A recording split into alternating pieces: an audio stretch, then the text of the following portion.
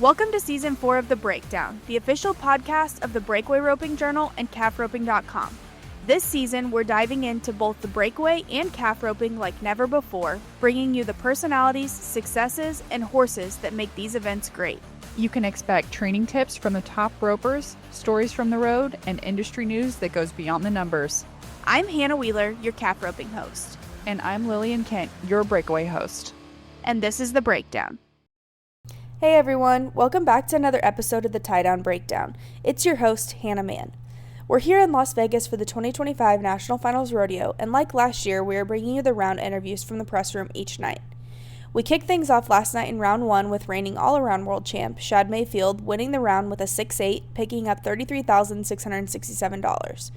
Shad came into this year's finals sitting second in the world behind last year's world champ Webb. Coming into round 1, Shad was behind Riley by just over $48,000, but Riley also won money in round 1, splitting third and fourth with NFR first-timer Tom Kraus. For the full NFR calf roping results, you can visit calfroping.com, where results and world standings will be updated nightly. We caught up with Shad in the press room for a quick interview thanks to roping.com. Speaking of roping.com, the best gift you can give any tie-down roper in your life is a roping.com subscription. You can gift anywhere from a month to a year of roping.com, giving the gift of learning from some of the best calf ropers in the world, including tonight's round winner, Shad Mayfield.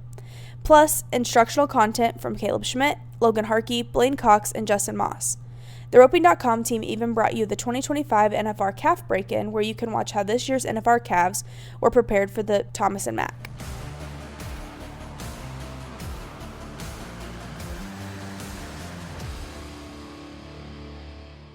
The most important part yesterday. Is that what made him win the round? I had to speak in front of the governor and I had a speech and everything. It's a big time people. And he did good, and I'm so proud of him about that. Did Susan write your speech? No. You wrote it all by yourself, or did ChatGPT write it? No. I did. I had help, but I wrote it. It was good. It was good. It was really good. I'm proud good. of you. It was really good, Hannah. He did Good. and on the way in there, I said, we are manifesting this right now. You are going to have your best NFR that you have ever had. Look at you. You spoke it into existence. Okay, so first NFR round one since 2023. How's it feel to get tapped off this way? It feels amazing. It's the first time I've gotten tapped off in the first round like that. And, I've been saying that for some time now. I want to go out there in the first round and start it with a bang. Biggest thing, I feel like I'm roping with nothing to lose, and that's how I like to rope. And the second thing, I had fun, when you're back in there and you're hard on yourself and you're worried about what everyone thinks, that's not very fun. So it looked different tonight for me, and I'm just glad to be here and just going out there to have fun. Is that a different mental strategy this year over years past? Absolutely. It's taken a long time, but, like I said, I'm enjoying it. I've learned that in seeing that, this time going to NFR and rodeo, and it's just a short part of life. There's more to life after all this, so the biggest thing is I'm just here to cherish it and enjoy every bit of it. And, at the end of the day, it doesn't matter what happens or, how many buckles I strap on or who likes me or whatever. I'm just going to go out there and have fun from now on. Trent said you and Riley had the best calves in this pen. I mean, how excited were you to see the draw and know that you had a shot coming into the first round? Hey, it's a good start to be drawing good. I feel like last year I didn't draw the best and was frustrated with it, and to come out here in the first round and draw good, that's a good feeling. I seen that calf and I knew he fit my style. He was a bigger calf, felt a little stronger, but was good on the ground, and that's what fits me, and I felt ready for it. So you're coming off your all-around title last year. You're within reaching distance of it this year. I know you probably don't want to talk about it, but I mean, how did you prepare any different coming into this year, knowing that something like that was within reach, or?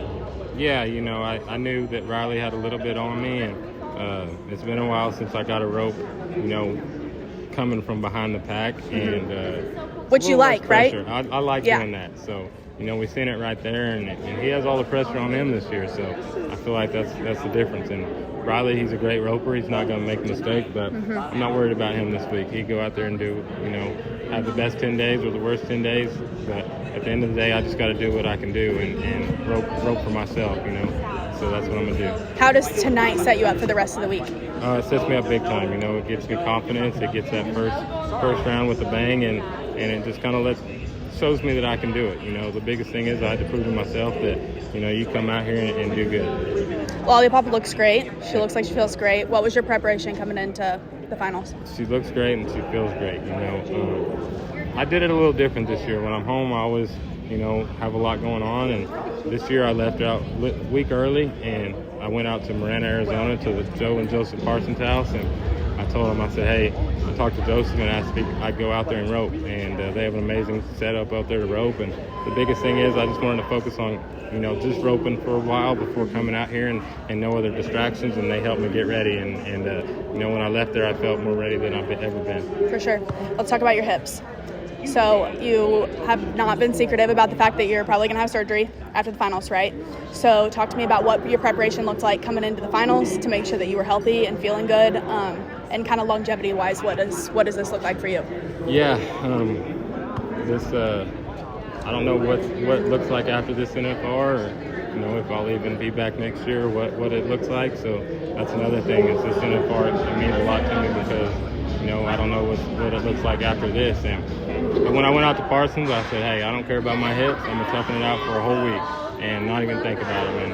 And you know, I got a team of people out here that help me feel better. And the biggest thing is when you back in there and do something like that with the adrenaline, you don't feel nothing, you know. The biggest thing I got to do is keep myself feeling good and flexible to be able to make runs like that. So that's the goal from here on out.